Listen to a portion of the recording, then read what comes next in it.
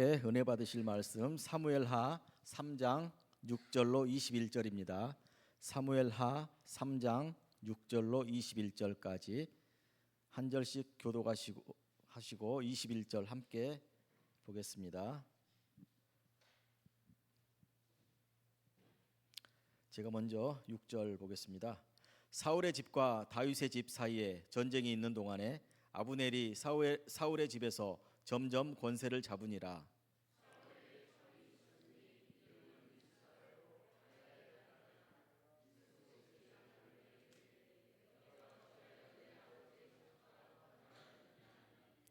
아브넬이 이스보셋의 말을 매우 분하게 여겨 이르되 내가 유다의 개 머리냐, 내가 오늘 당신의 아버지 사울의 집과 그의 형제와 그의 친구에게 은혜를 베풀어 당신을 다윗의 손에 내주지 아니하였거늘 당신이 오늘 이 여인에게 관한 허물을 내게 돌리는도다.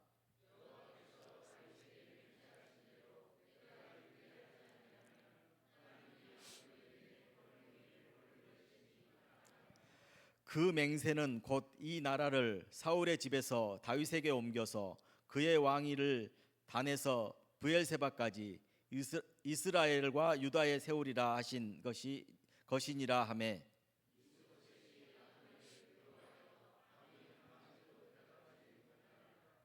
아브넬이 자기를 대신하여 전령들을 다윗에게 보내어 이르되 이 땅이 누구의 것이니까? 또 이르되 당신은 나와 더불어 언약을 맺사이다. 내 손이 당신을 도와 온 이스라엘이 당신에게 돌아가게 하리이다 하니.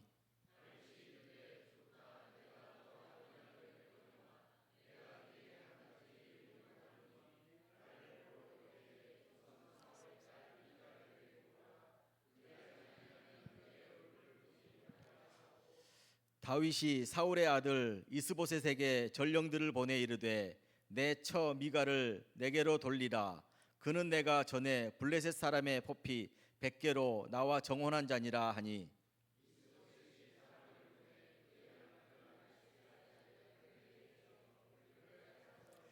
그의 남편이 그와 함께 오되 울며 바후림까지 따라왔더니 아브넬이 그에게 돌아가라 하매 돌아가니라.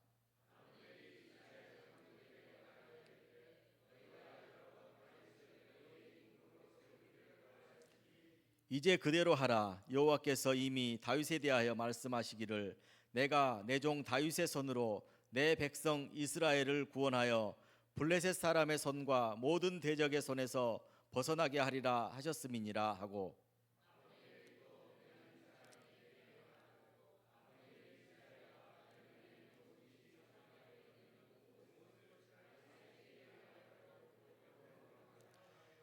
아브넬이 부하 20명과 더불어 헤브론에 이르러 다윗에게 나아가니 다윗이 아브넬과 그와 함께 한 사람을 위하여 잔치를 배설하였더라. 아브넬이 다윗에게 말하되 내가 일어나 가서 온 이스라엘 무리를 내 주 왕의 앞에 모아 더불어 언약을 맺게 하고 마음에 원하대로 하라, 모든 것을 다스리게 하리이다 하니. 이에 다윗이 아브넬을 보내매 그가 평안히 가니라. 아멘. 이 시간 우리 박의관 목사님 나오셔서 이 땅이 누구의 것이니까 라는 말씀에 설교하실 때 은혜의 시간 되시기 바랍니다.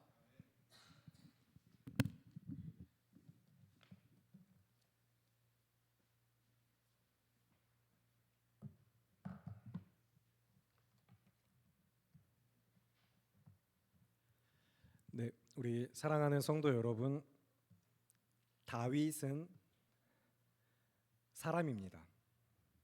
다윗은 그냥 다윗입니다.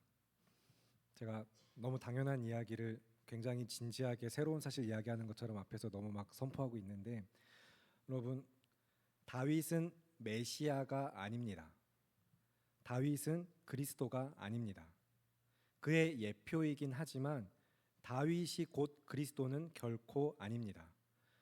그래서 다윗의 시대가 밝아왔고 메시아의 통치가 시작됐다라고 이야기하는 것은 사무엘상에서 사무엘하로 넘어가는 이 구속사의 모든 이야기의 흐름 가운데 이야기의 구조에서 인간의 역사 안에서 드러나는 구속사적 측면을 이야기 드리는 것뿐입니다.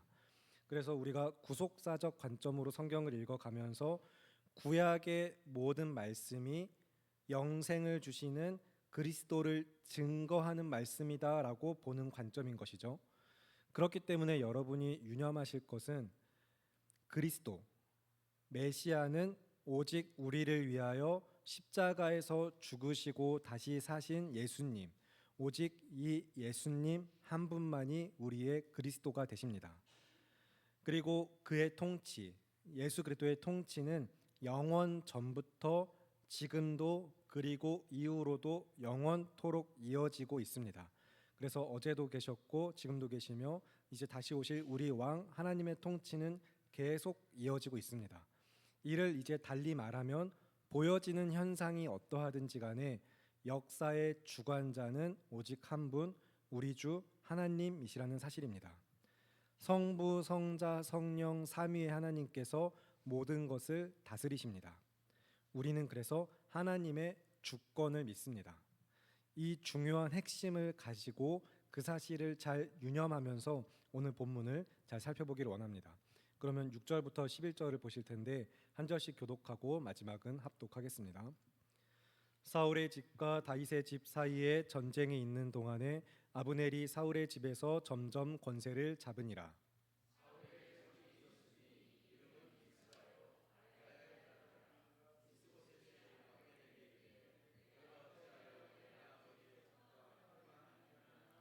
아브넬이 이스보셋의 말을 매우 분하게 여겨 이르되 내가 유다의 계머리냐 내가 오늘 당신의 아버지 사울의 집과 그의 형제와 그의 친구에게 은혜를 베풀어 당신을 다윗의 손에 내주지 아니하였거늘 당신이 오늘 이 여인에 관한 허물을 내게 돌리는도다.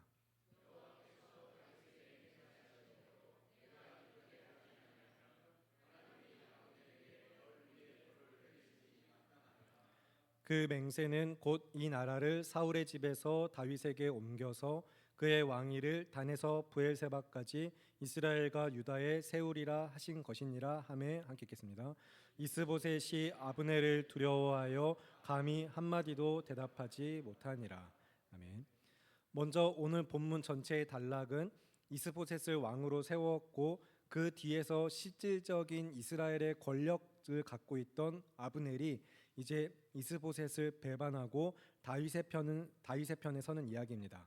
이제 그 발단, 그런 일이 발단이 된 원인을 이제 성경이 이야기하고 있는 것인데 이제 사울의 또 다른 아내인 리스바라는 여인과 아브넬이 서로 간통을 하였다는 것입니다. 그런데 여기서 이제 이스보셋이 가서 어찌하여 그랬느냐라고 물을 때에 이후에 이어지는 아브넬의 반응을 보면서 아브넬이 너무 강하게 이야기하니까 좀 억울한가 보다, 누명인가 보다 싶을 수 있지만 사실은 실제로 간통을 한 것이 맞습니다. 그렇게 보는 쪽이 원문상의 표현에서도 그렇고 그다음에 전체적인 해석의 방향에도 적합합니다. 그래서 오히려 이렇게 보실 수 있어야 되는데 왜 그랬습니까? 라는 추궁에 아브넬이 지금 그 잘못, 내가 잘못했습니다라는 인정이나 아니면 그 사실에 대한 변호가 아니라 너 지금 혹시 내가 왕권을 넘본다고 생각하냐? 라면서 오히려 더 강한 분노를 드러내는 것이거든요. 사울의 아내인 후궁, 그 후궁을 범하였으니 너는 지금 내가 마치 이스라엘의 왕이 되려는 것처럼 생각하고서 나한테 그 잘못을 묻고 있는 거냐? 내가 그런 목적을 가지고 그랬다는 거냐? 하면서 불같이 화를 내는 것입니다. 그래서 그 여인과 내가 어떤 허물이 있다고 해서 잘못이 있다고 해서 지금 너는 나를 유다의 개머리로 여기냐? 내가 유다라는 그 지역 이제 어떻게 보면은 반대 진영이죠. 적군의 진영의 개머리처럼 그 배신자 반역자의 우두머리처럼 나를 지금 여기는 것이냐라고 이야기하면서 너 그동안 내가 어떻게 해왔는지 모르니 하는 이야기를 하는 것입니다. 그런데 지금 그 허물을 나에게 돌리고 있다니 하면서 이제 막 분노에 휩싸여서 이제 이야기하기를 그 분노에 사로잡혀서 이제 내가 다윗을 위하여 힘쓰겠다 그러면 심지어 이제 내가 다윗을 왕으로 세우는 일에 온 힘을 다할 것인데 이것을 내가 이루지 못하면 하나님께서 이 아브넬에게 나에게 벌 위에 벌을 내리심이 마땅하다라고 하면서 저주의 맹약까지 합니다. 이 맹세까지 이제 이어지는 오늘 본문 우리가 앞에 11절까지 말씀을 보시는 가운데 여러분 혹시 조금 이상하지 않으신가요? 오늘 말씀 전체를 보면서도 더욱더 그래야 되는데 뭔가 이상하다, 불편하다 하는 감정이 들어야 합니다. 그리고 혹시 아직 들지 않으셨더라도 괜찮습니다. 천천히 잘 따라오시길 바랍니다. 실제로 근데 아브넬의 권력이 워낙 막강했기 때문에 이스보셋은 그런 의심을 할 수밖에 없기도 했고, 그래서 또 오늘 11절의 말씀처럼 너무 두려워서, 이 아브넬이 두려워서 그 어떤 반박도 하지 못하고 그냥 조용히 물러납니다. 그리고 또 이제 이야기는 이렇게 이어지는데 12절부터 16절 말씀 저와 여러분 한 절씩 교독하고 마지막은 합독하겠습니다. 아브넬이 자기를 대신하여 전령들을 다윗에게 보내어 이르되 이 땅이 누구의 것이니이까? 또 이르되 당신은 나와 더불어 언약을 맺사이다. 내 손이 당신을 도와 온 이스라엘이 당신에게 돌아가게 하리이다 하니.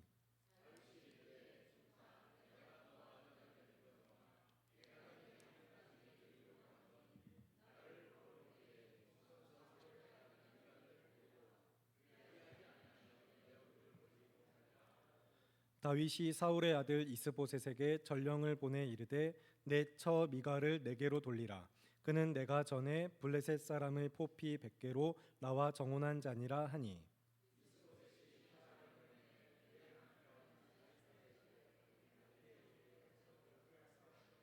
함께 읽겠습니다.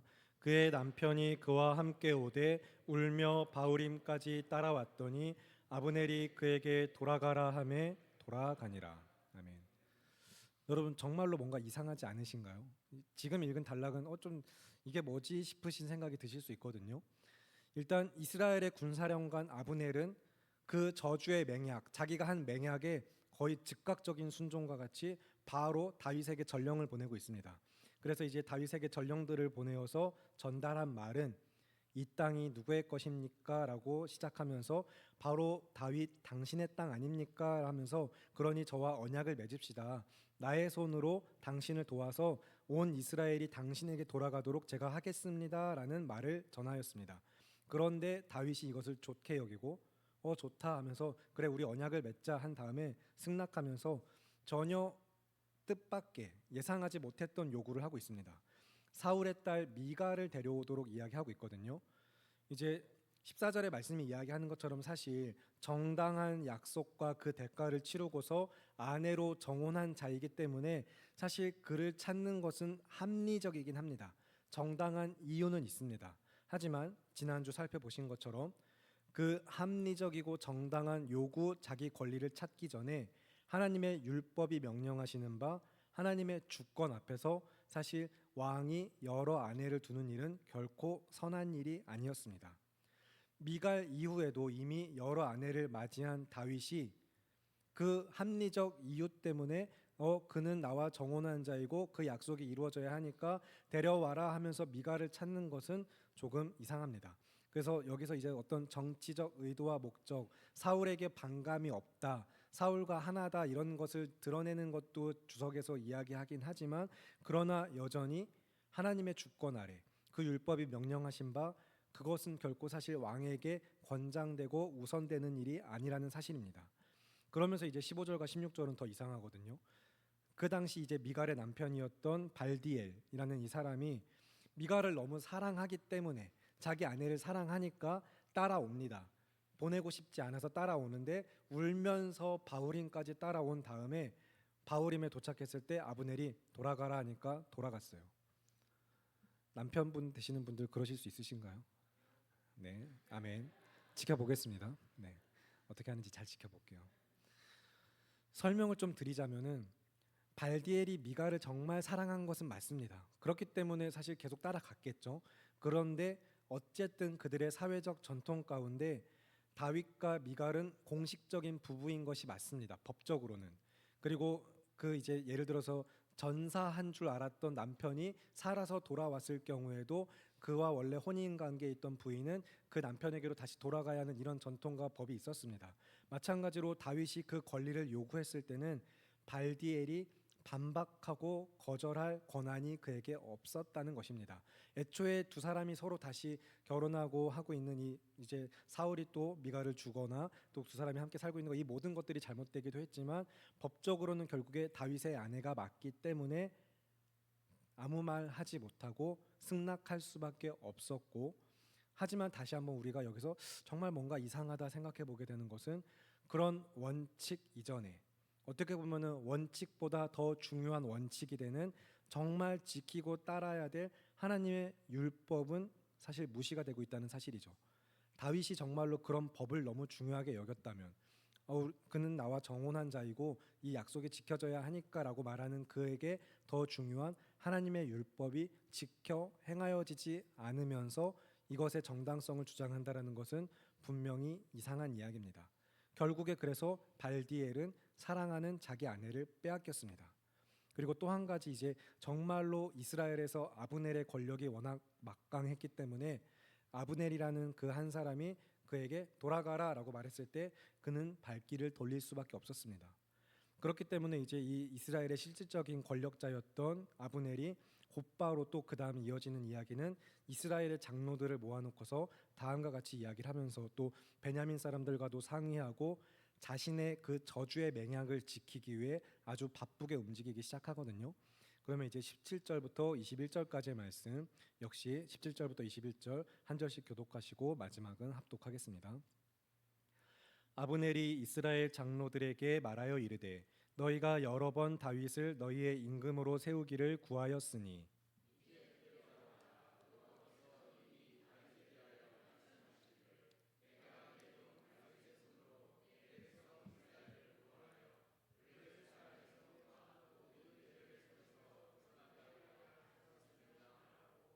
아브넬이 또 베냐민 사람의 귀에 말하고 아브넬이 이스라엘과 베냐민의 온 집이 선하게 여기는 모든 것을 다윗의 귀에 말하려고 헤브론으로 가니라.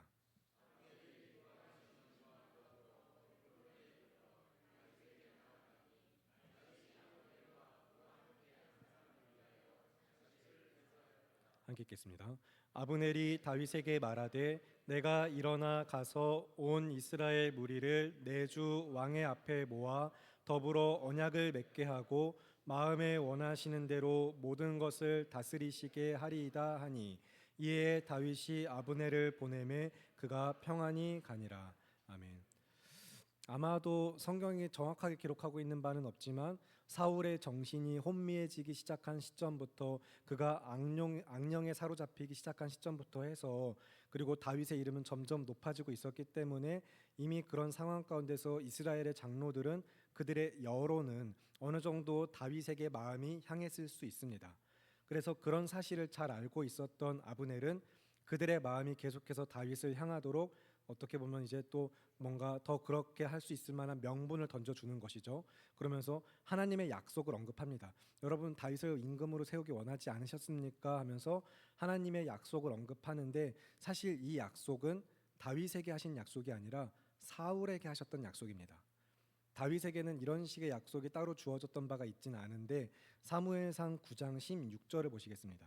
사무엘상 9장 16절 말씀, 오늘 본문은 잘 표시를 해두시고 앞으로 조금 넘어가셔서 많이 앞으로 좀 가셔야 되겠지만 사무엘상 9장 16절 구약 421쪽쯤에 있습니다. 421쪽 사무엘상 9장 16절 말씀 찾으셨으면 저와 여러분 함께 한 목소리 읽겠습니다. 시작.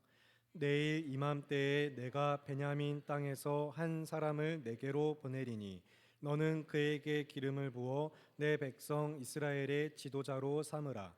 그가 내 백성을 블레셋 사람들의 손에서 구원하리라. 내 백성의 부르짖음이 내게 상달되었으므로 내가 그들을 돌보았노라 하셨더니. 아멘.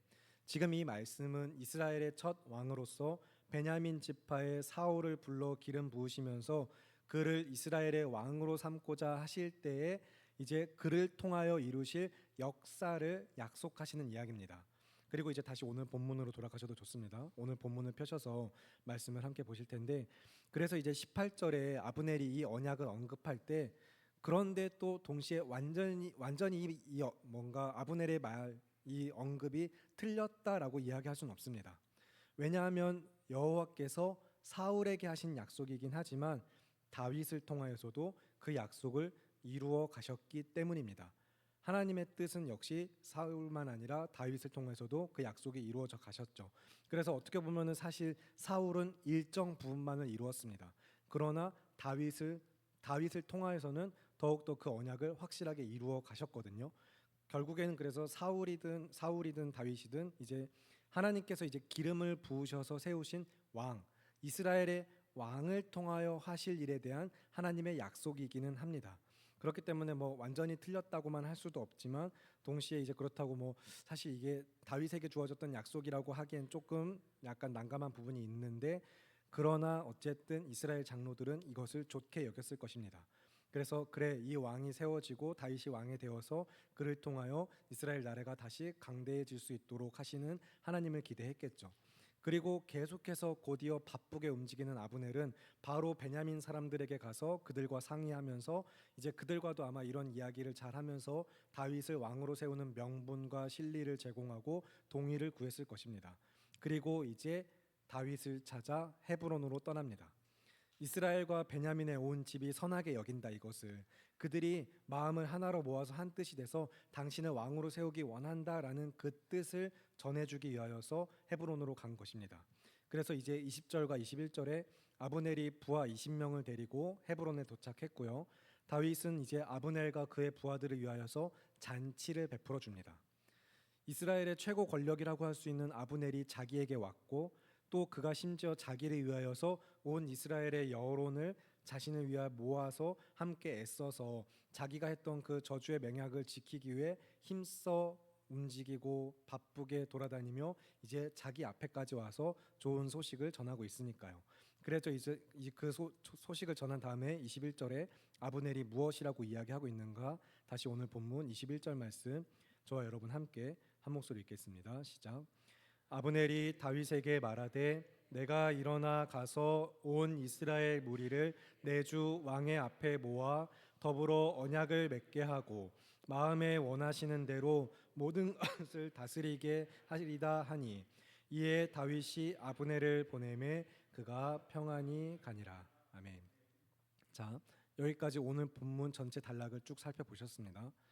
살펴보시면서 제가 몇 차례 질문을 던져드렸지만 정말로 오늘 말씀을 읽으면서 여러분 뭔가 이상하지 않으신가요? 전체 이야기를 들으시면서 어떤 생각을 하고 계셨는지 궁금하기도 합니다. 뭔가 불편한 마음, 뭔가 좀 이상한데 하는 마음이 들지 않으셨을까 하는 바람이 있는데, 혹시 그런 생각을 하신 분 없으신가 싶어요. 이 모든 이야기를 보시면서 하나님께서 기뻐하실까? 지금 이 모든 이야기가 하나님이 기뻐하시는 방식대로 가고 있는 것인가 생각을 해볼 필요가 있습니다. 그리고 이제 이야기 전반에 걸쳐서 우리가 느끼는, 그리고 느껴야 하는 어색하고 불편한 그 감정을 오늘의 본문의 표현을 빌려서, 오늘 본문에 등장한 그 표현을 빌려서 하나의 질문으로 기점을 삼고 중요한 핵심 삼아서 살펴보고자 한다면 다음과 같은 질문이 중요한 핵심이 되는 거죠. 이 땅이 누구의 것이니까? 여러분, 이 땅이 누구의 것이죠? 하나님의 것입니다. 다윗의 것, 사울의 것이 아닙니다. 이 땅은 하나님의 것입니다. 그가 다윗을 찾아가서 이 땅이 누구의 것입니까 하면서 다윗에게 그 뭔가 자신이 가져다 줄 그 왕의 자리, 어떤 권력 이야기하기 전에 사실 두 사람은 이 땅이 하나님의 것이다라는 믿음 안에서부터 모든 것들을 행할 필요가 있었습니다. 하나님의 약속을 통하여서 하나님께서 이스라엘 백성에게 주신 이 약속의 땅은, 하나님이 주신 땅은 오직 하나님의 그 신실하신 언약 가운데 이스라엘이 어떻게 행하든지, 그들이 계속 얼마나 반복되는 죄악 가운데 하나님을 배반하고 하나님의 언약을 떠나서 자기들 살고 싶은 대로 행하든지 간에 오직 하나님의 신실하신 가운데 이루신 언약으로서 그들에게 주신 땅입니다. 그래서 이스라엘에게 주신 땅이지만 하나님의 땅입니다. 온 땅과 땅 위의 모든 것, 하늘 위의 하늘도, 온 우주 만물이 주님의 것입니다. 우리는 그 믿음을 고백합니다. 그리고 그 믿음은 지금 단지 우리들만 하는 고백이 아닙니다. 예수 그리스도의 십자가 구속사 이후에 이제 참으로 하나님의 언약이 성취되었고 그 은혜의 시대, 새로운 시대를 살아가는 우리가 그리스도 예수 안에서 그런 믿음을 고백하기도 하지만, 그러나 이것은 우리의 믿음만이 아니라 구약의 이스라엘 백성들에게도 여호와께서 모든 것의 주가 되심을 고백하며 믿고 따라야 하는 믿음이 그들에게 있어야만 했습니다. 있었고요. 그들은 하나님의 백성이기 때문입니다. 그래서 정말로 그러한가 또 말씀을 보실 텐데, 역시 본문은 잘 표시를 해두시고 여호수아 14장의 말씀을 보시겠습니다. 여호수아 14장 6절부터 12절입니다. 341쪽쯤에 있습니다. 구약성경 341쪽 여호수아 14장 6절부터 12절입니다.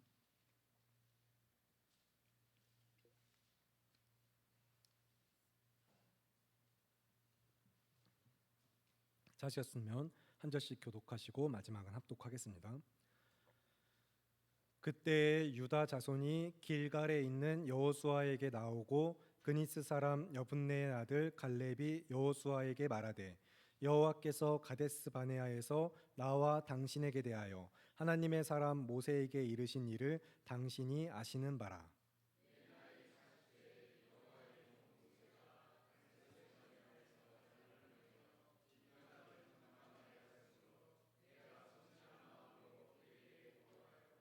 나와 함께 올라갔던 내 형제들은 백성의 간담을 높게 하였으나 나는 내 하나님 여호와께 충성하였으므로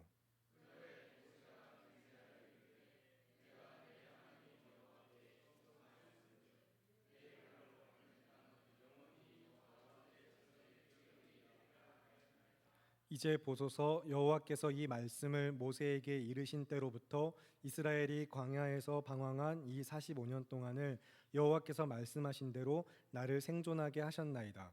오늘 내가 85세로되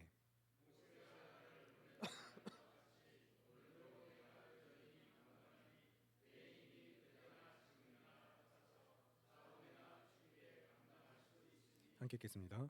그날에 여호와께서 말씀하신 이 산지를 지금 내게 주소서. 당신도 그날에 들으셨거니와 그곳에는 아낙 사람이 있고 그 성읍들은 크고 견고할지라도 여호와께서 나와 함께 하시면 내가 여호와께서 말씀하신 대로 그들을 쫓아내리다 하니. 아멘. 지금 읽으신 여호수아 본문은 잠시 그대로 펼쳐두시고, 갈렙이 우리가 너무 잘 알고 있는 말씀처럼 이 산지를 내게 주소서라고 이야기할 때 이것은 여호수아에게 허락을 구하거나 그의 능력에 기대어서 하는 이야기가 아닙니다. 모세로부터 주어진 하나님의 약속을 언급하면서 하나님께 이 모든 주권이 있음을 믿고서 주님 말씀하신 대로 이루어질 하나님의 약속을 믿는 믿음으로 하나님께서 주실 것이기 때문에 그 믿음의 고백으로 이것은 하나님의 것, 그리고 그 하나님의 것을 나에게 주시기로 한 것이라는 고백을 하는 것입니다. 그래서 아낙 자손들이 정말 크고 그 성읍들 또한 크고 견고할지라도 주님이 주신다면 내가 취하겠다, 주님이 주시면 우리의 것이 될 것이다 라는 믿음을 가지고서 이 산지를 내게 주소서라는 담대한 그의 믿음을 고백했습니다.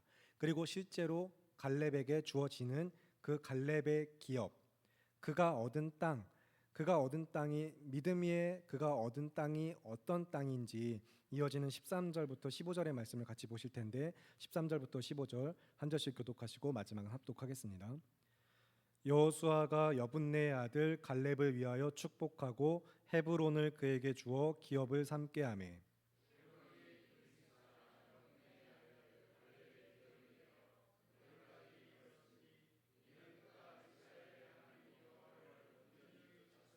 함께 읽겠습니다. 헤브론의 옛 이름은 기럇 아르바라. 아르바는 아낙 사람 가운데에서 가장 큰 사람이었더라. 그리고 그 땅에 전쟁이 그쳤더라. 아멘. 그들이 봤던 아낙 자손은 워낙 크고 강대했습니다. 유대인들보다, 이스라엘 사람들보다 워낙 크고 강대했지만 심지어 그들 중에서도 가장 큰 사람들이 모여있던 곳 기럇 아르바, 지금은 헤브론이라고 부르는 그곳이 갈렙의 담대한 그 믿음의 고백 앞에 하나님께서는 그 산지를 갈렙에게 기업으로 주셨습니다. 그러면 이제 여러분 다시 이제 오늘 본문으로 돌아오셔서 사무엘 3장 본문을 펼쳐두시고 말씀을 함께 유심히 살펴보기를 원합니다. 사무엘 하 3장 12절에서 먼저 아브넬이 본인이 가기 전에 다윗에게 전령을 보냈을 때 그 전령들이 가서 거기서 이야기할 때 이 땅이 누구의 것이니까 라고 질문할 때 그들이 발을 디디고 있는 장소는 헤브론입니다. 유다의 이제 본거지, 이제 기지를 삼고 있던 곳이죠. 거점 삼고 있던 그 헤브론에 가서 이 땅이 누구의 것이니까 라고 묻고 있을 때 하나님께서 주신 그 땅 위에서, 헤브론 위에서 그런 이야기를 하고 있는 것이죠. 또한 헤브론만 아니라 말씀의 모든 맥락 가운데서도 결국엔 사실 이스라엘 온 땅을 가리키기도 합니다. 아브넬이 자기가 저주의 맹약을 할 때 10절에 이야기하는 것처럼 단에서부터 부엘세바까지, 제일 위에서부터 아래까지 이스라엘 온 전역을 두고서 이제 다윗에게 갈 수 있도록, 다윗이 그 땅을 통치하도록 하겠다라고 이야기하면서 결국에 이스라엘 전역을 두고 이 땅이 누구의 것이니까 라고 물었을 때 우리는 생각해 봐야 하는 것입니다. 어째서 아브넬에게 하나님의 것이라는 믿음이 없었던 것인가? 동시에 왜 다윗은 하나님의 땅이지 왜? 하고 반문하지 않았는가 하는 의문을 가질 수밖에 없습니다. 그래서 이 땅이 누구의 것이니까 라는 질문, 바로 이 질문에서부터 시작해서 이 모든 이야기의 과정을 천천히 다시 살펴보면 우리를 불편하게 하고 뭔가 이상한데 라고 쉽게 만드는 것들이 무엇인지를 우리가 발견할 수 있습니다. 그러면 이제 제가 지금부터 이야기 드리는 구절을 눈으로 함께 잘 보시면서 또 속으로 여러분 잘 생각하시면서 말씀을 자세히 살펴보기를 원합니다. 먼저 8절을 보실 텐데 8절에 분노한 아브넬이 자기를 변호하면서 강하게 항변하듯이 이야기하고 있죠. 내가 유다의 개 머리냐라고 이야기한 다음에 그의 말하는 그 문장을 잘 살펴보시기 바랍니다. 내가 오늘 당신의 아버지 사울의 집과 그의 형제와 그의 친구들에게 은혜를 베풀어라고 이야기하고 있어요. 그리고 그 다음에도 당신을 다윗의 손에 내어주지 아니하였거늘. 지금 이런 표현들을 잘 보시기 바랍니다. 그리고 이어지는 구절에도 여호와께서 다윗에게 맹세하신 대로 한 다음에 내가 이루지 아니하면 이야기하고 있습니다. 그리고 또 12절에 가서는 이 땅이 누구의 것이니까로 다시 시작을 하고 있고요. 그 다음에 또 뭐라고 이야기하죠? 나와 언약을 맺읍시다. 나와 당신, 우리 두 사람이 서로 언약을 맺읍시다. 그러면서 그 다음에 내 손이 당신을 도와, 아브넬이 스스로 가리키면서 내 손이 당신을 도와 온 이스라엘, 당신 이제 다윗에게 온 이스라엘이 당신에게 돌아가게 하겠다. 내 손이 너를 도와 다윗 너에게 온 이스라엘이 돌아가게 하겠다라고 이야기하고 있어요. 거기에 또 다윗은 뭐라고 이야기하고 있죠? 13절에 자기 조건을 내세운 다음에 13절 마지막 후반부를 보시면 이제 그 조건대로 행하지 아니하면, 그리하지 아니하면 내 얼굴을 보지 못하리라. 그 밖에 또 이제 19절에서도 귀에 말하고 같은 표현들이나 20절에 다윗이 아브넬과 함께한 사람들을 위하여서 잔치를 베풀어주는 모든 이야기들까지, 가장 결정적으로 21절에 와서 아브넬이 다윗에게 말할 때에 온 이스라엘 무리를 내 주 왕의 앞에 모아 더불어 언약을 맺게 하고 당신 다윗과 언약을 맺게 하겠습니다라는 것이죠. 그리고 다윗, 그 왕된 다윗 당신의 마음에 원하는 대로, 당신이 원하는 대로 모든 것을 다스리게 하겠다라고 이야기합니다. 그 모든 말을 듣고 나서 또 심지어 다윗은 그를 보내고 성경은 그가 평안히 갔다라고까지 이야기하고 있어요. 마치 복음서에서 우리가 예수 그리스도께서 약하고 가난하며 병든 자들에게 가라 내 믿음이 너를 구원하였도다 같은 치유를 선포하신 다음에 그들이 평안하게 기쁘게 자기 길을 간 것과 같이 말씀이 그려지고 있죠. 하지만 이제 여러분 또 다음 주 계속해서 말씀 보시겠지만 곧바로 이어지는 말씀에서 평안히 갔던 아브넬은 바로 죽습니다. 이후에 이어지는 이야기는 아브넬의 죽음입니다. 그의 평안은 결코 오래가지 않았습니다. 그러면 지금 유심히 살펴본 말씀들을 더욱더 자세히 살펴보면서 여러분 분명히 이번만큼은 뭔가 이상하고 불편하다는 것을 느끼셨을 것입니다. 너무 우리에게 익숙한 예배자의 언어이고, 그래서 기독교를 믿는 신앙인들의 입에서 나올 법한 익숙하고 친숙한 경배와 믿음의 언어들이 나오긴 했으나 심각한 문제는 그 주체가, 그 말을 하고 그것을 이루어가겠다고 하고 대상이 되는 주체가 전부 사람이라는 사실입니다. 하나님이 너희가 내 얼굴을 보지 못하리라 말씀하시는 것과 내가 너의 손으로 너를 도와 두려워하지 말라 담대하라 내가 참으로 너와 함께하리라 하시는 말씀과 분명히 다른 것이죠. 하나님의 이름이 이야기되고 언약이라는 단어와 함께 아주 친숙한 언어들, 마치 그래서 우리가 교회에서 사용하는 말들처럼 매일 예배마다 듣는 단어들처럼 신앙의 언어들이 사용되고 있긴 하지만 그래서 믿음이 있어 보이지만 사실은 믿음이 없는 것입니다. 아무리 화려하고 듣기 좋고 마음의 위로가 되는 것 같고 귀를 즐겁게 하는 것 같은 이야기들, 믿음의 언어들로 표현된다 하더라도 믿음이 없는 것입니다. 왜 그렇죠? 하나님이 없기 때문입니다.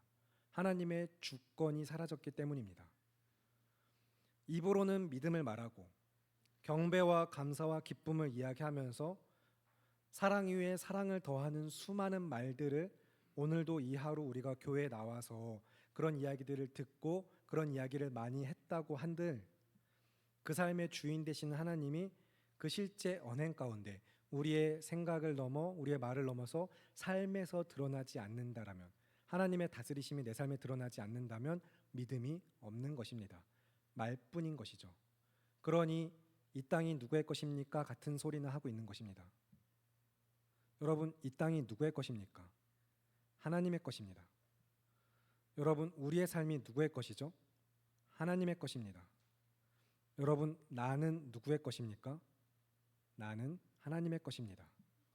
우리는 오늘 말씀을 보면서 그렇게 말하고 있을 뿐인 삶인지, 정말로 삶에서 하나님의 주권이 믿음의 순종 가운데 드러나고 있는지 말씀 앞에 우리의 믿음과 삶을 분명히 비추어 보고 점검할 필요가 있습니다.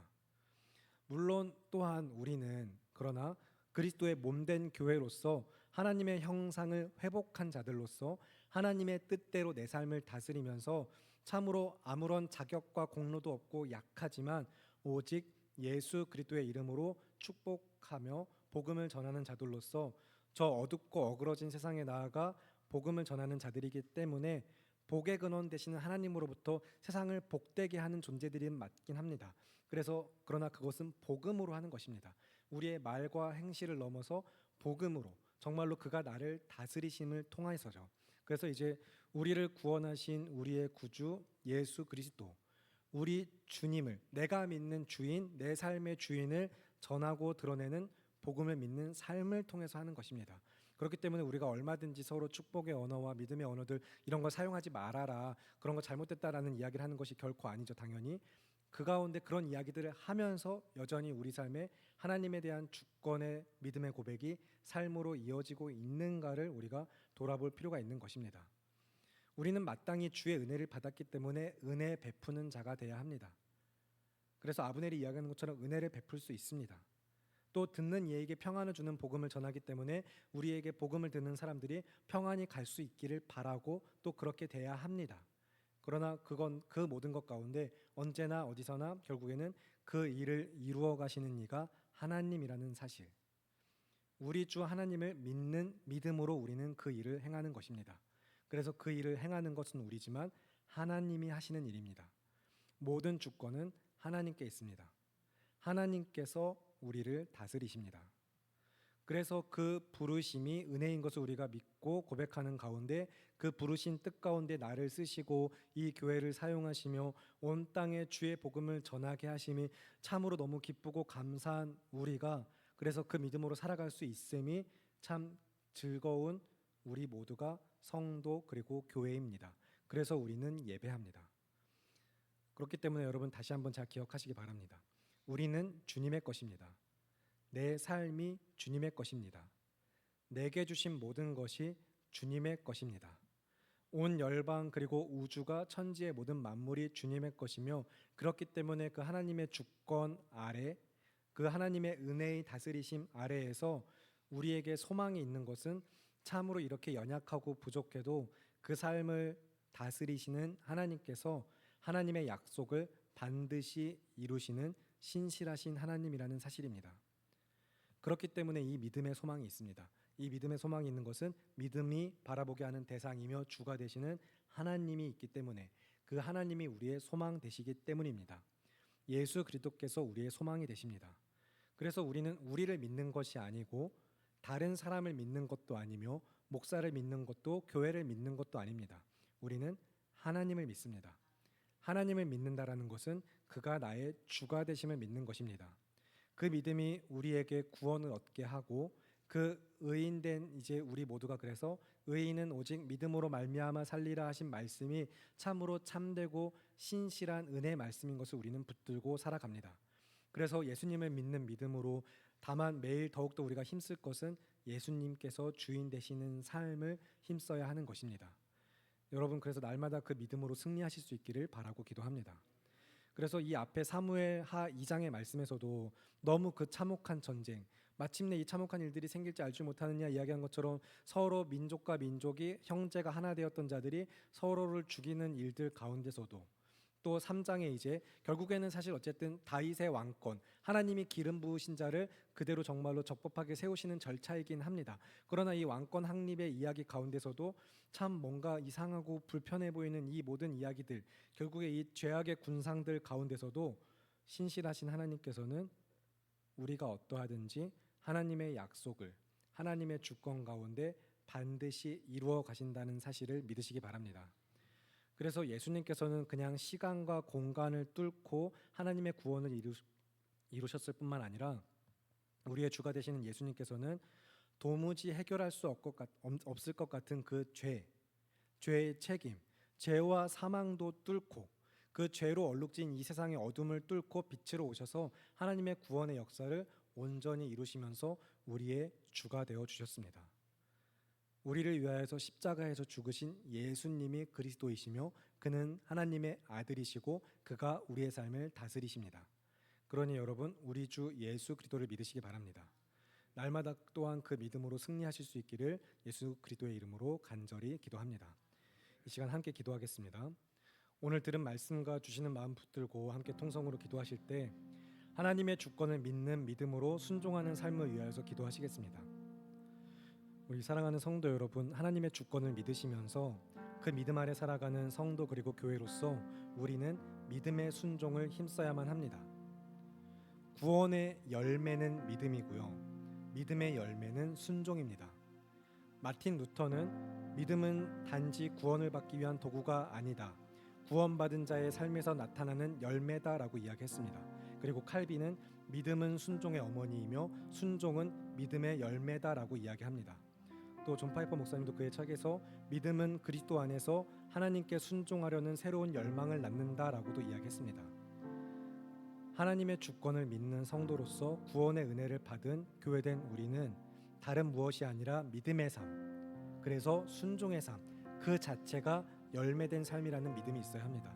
그래서 이 시간 그 믿음의 결단 가운데 구원의 열매인 믿음으로 사는 삶을 힘쓰며 또 믿음의 열매인 순종으로 하나님의 말씀을 따르는 삶을 힘쓰는 삶, 그래서 하나님의 주권을 믿는 믿음 가운데 날마다 주의 다스리심 믿음의 순종을 힘쓰겠습니다라고 결단하고 간구하는 기도, 주님의 이름만 외치시고 기도하겠습니다. 주여, 살아계신 아버지 하나님, 오늘도 우리가 이렇게 주님 앞에 나와서 예배하는 이 시간, 하나님 앞에 우리의 삶을 드리고 주님의 날로서 구별하여 드리는 날 가운데 결국에 매일매일이 우리의 주님 가운데, 주님의 은혜 가운데 하나님께서 내 삶의 주인 되시며 살아가는 믿음의 성도들로서 우리가 이 시간 하나님 앞에 들은 말씀을 기억하면서 그 말씀 앞에 우리의 삶을 비추어 보면서 믿음의 순종을 위해서 주님 간절히 바라고 기도합니다.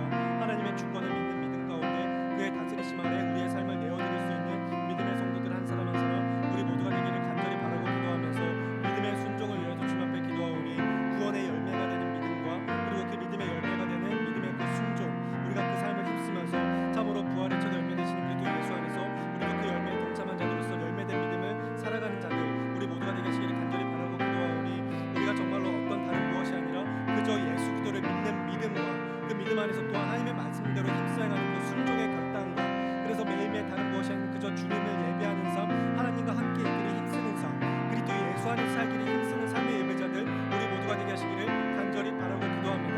우리가 정말로 여기까지 어떻게 어떤 수고를 하며 어떤 방식으로 어떤 삶을 살았든지 간에 우리의 믿음의 삶의 방식이 날마다 새로워져서 그리스도 예수 안에서 믿음의 순종만을 힘쓰는 주의 백성들 우리 모두가 되게 하시기를 간절히 바라고 기도하오니 언제나 내 삶의 주가 되시는 하나님을 기억하게 하시고 그 믿음 가운데서 말씀에 순종하여 믿음으로 나아가는 성격교회 성도 우리 모두가 되게 하여 주시옵소서. 날마다 그 일을 힘쓸 수 있도록 도우시는 주의 은혜를 간구하며 귀하고 아름다우신 우리 주 예수 그리스도의 이름으로 기도합니다. 아멘. 살아계시는 하나님 아버지, 어둠과 죄악을 뚫고 이 땅에 빛과 생명으로 오신 그리스도 예수 안에서 우리는 너무나도 연약하고 완악하지만 하나님의 약속을 이루시며 그 약속이 이루어진 바 우리에게 은혜로서 구원하심을 우리는 믿습니다. 그 믿음 가운데 그래서 우리가 반드시 기억하고 삶에서 믿으며 따를 것은 하나님께서 나의 주가 되심을 우리는 믿습니다. 우리가 매일매일 이 바쁜 일상 가운데 살아가면서 또 오랜 신앙생활 가운데 종교적 습관 안에 우리가 혹시나 잊어버리고 놓치며 부주의하게 되지 않기를 간절히 바라고 기도하는 것은 하나님께서 나의 삶의 주인 되시는 그 믿음을 우리가 언제나 붙들 수 있기를 간절히 바라고 기도합니다. 우리 주 하나님을 믿는 믿음 가운데 믿음으로 날마다 주의 말씀에 순종하면서 하나님께서 주인 되시는 삶을 참으로 힘써 행하는 성결교회 성도 우리 모두가 되게 하여 주시옵소서. 우리와 함께 하심을 믿으며 귀하고 아름다우신 우리 주 예수 그리스도의 이름으로 기도합니다. 아멘.